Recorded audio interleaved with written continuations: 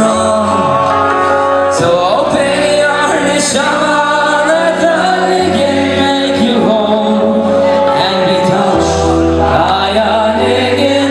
Let the music soothe your soul. Chased by their masters, a nation gripped with fear, a terrified young people face a daunting new frontier. The sea parts before them, a miraculous display. They raise their voice to heaven, Shira Sayam, they say, they pray. The power of a niggun, of the strength of a song, brings us all together, gives us comfort, makes us strong. So open your neshama, let the niggun make you whole, and be touched by a niggun. Let the music soothe your soul. The power of a niggun.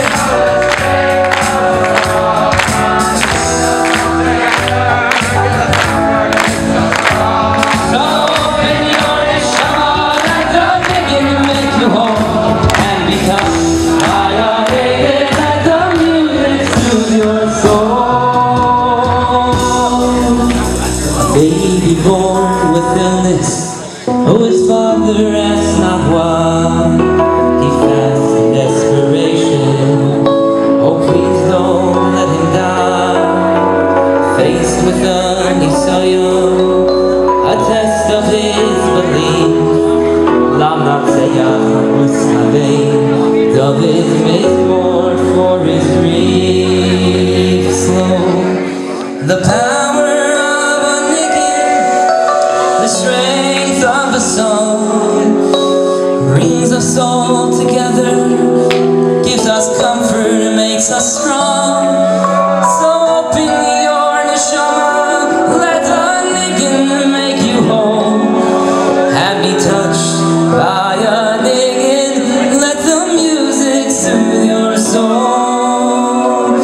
Now this stanza appropriate for such a yeshiva. Learning by a stender, he softly hums a tune. Its timbre and its melody, how the sweet sounds fill the room.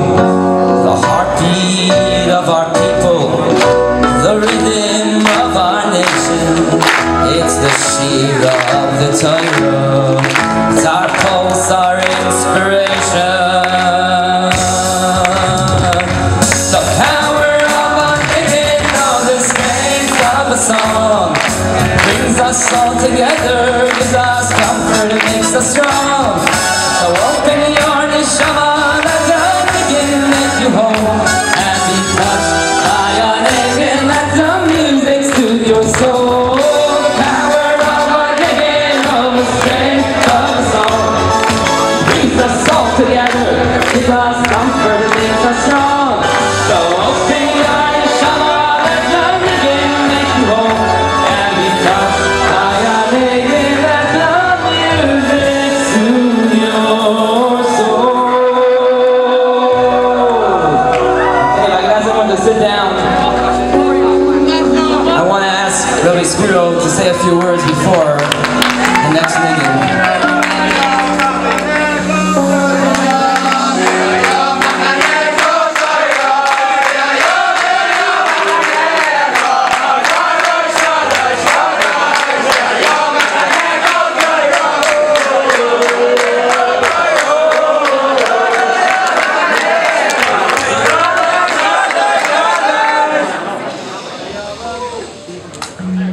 Good Baruch. Thank you. Although I live a few miles away from here, I don't get as invited as often as Baruch Levine. Here's Shus Rabbi Cook, who's taught me more than a thing or two about chinuch, and Shus, the Rabbeim, Choshev Talmidim, Yeshivas Ner Yisrael. I think that it's probably, as you get to the end of a 6-month winter's man, you start looking forward to Pesach Bein Hazmanim.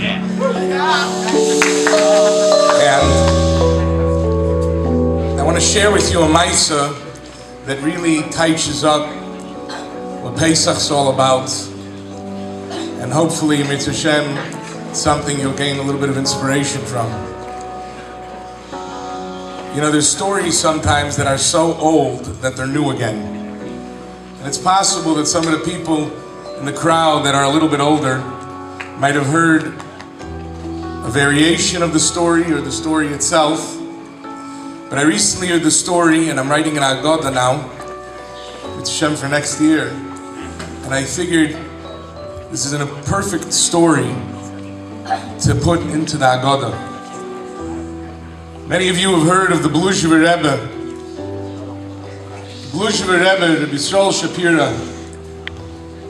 If you ever saw a picture of him, he mamish looked like a Malach Hashem Tzvakas. And the year was 1945, and liberation was weeks away. And the Rebbe decided, and he made a declaration in one of the barracks in Bergen-Belsen, in one of the concentration camps, that he is going to bake matzahs this Pesach. And they looked at him and they said, Rebbe, Mechilas Kvoitcha. I mean, that's crazy. He says, not only am I going to do it, I'm going to ask for shus. And the Rebbe went and he recited Vidui. And he decided he's going to ask the commandant of the camp, a man by the name of Joseph Kramer, who was promoted from being a guard in Auschwitz a few months before, took over the reins as a commandant, and he was a ruthless person. But the Rebbe came and knocked on his door, and he said, I'd like to bake matzahs, the group of individuals for Pesach. Could you arrange that? And he didn't know if he would pull a revolver out of his pocket and shoot him. But he told them, you know what? Such a question, we have to ask them in Berlin. We'll ask them. And if they give you permission, I'll let you do it. And he couldn't believe it. You have to understand.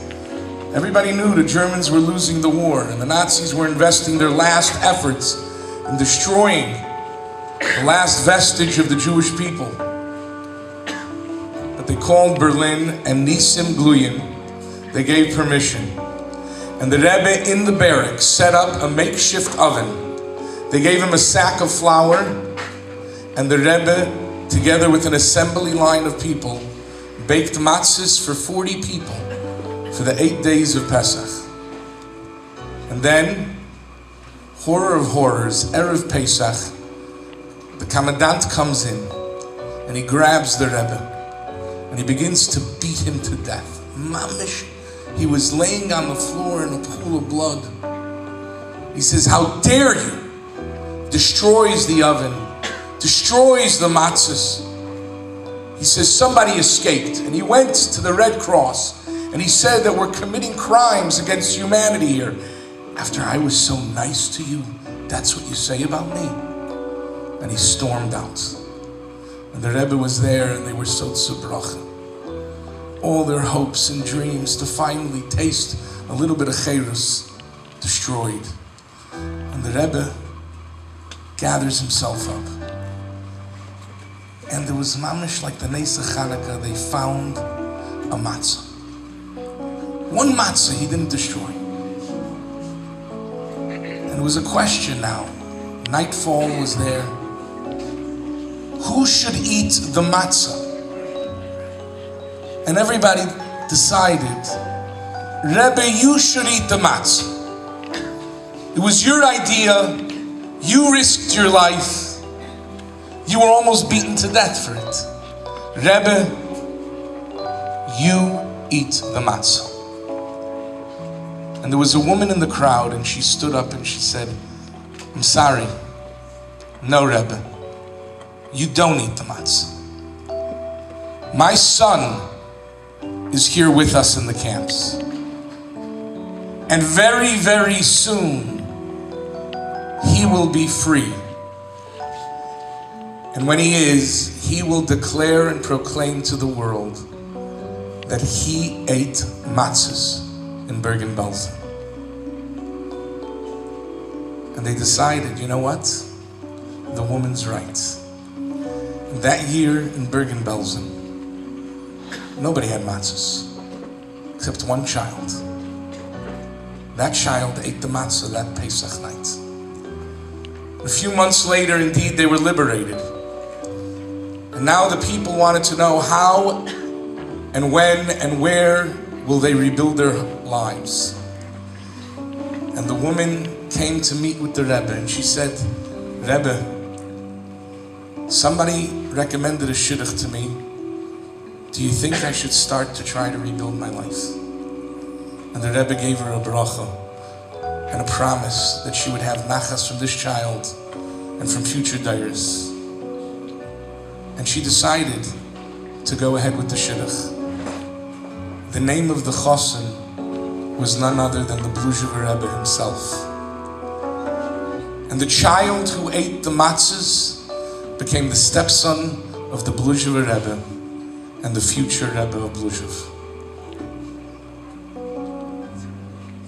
There's a lot of ways for Klal Yisrael to invest their koiches.